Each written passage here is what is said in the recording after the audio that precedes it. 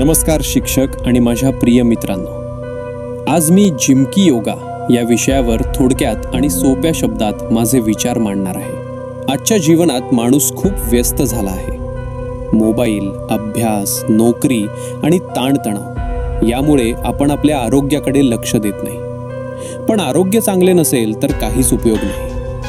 म्हणून आज अनेक लोक फिट राहण्यासाठी जिम किंवा योगा करतात. सर्वप्रथम जिम बद्दल पाहूया.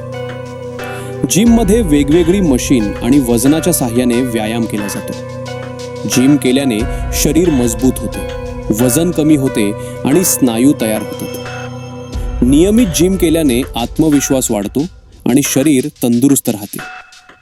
पण जिमसाठी पैसे लागतात आणि योग्य पद्धतीने व्यायाम न केल्यास दुखापत होऊ शकते.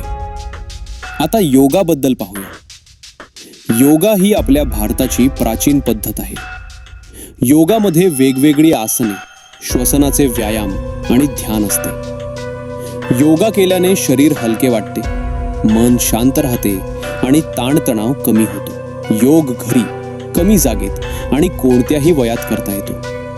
त्यामुळे तो सगळ्यांसाठी उपयुक्त आहे. जर तुलना केली तर जिम शरीर मजबूत करतो, तर योगा शरीरासोबत मनही निरोगी ठेवतो.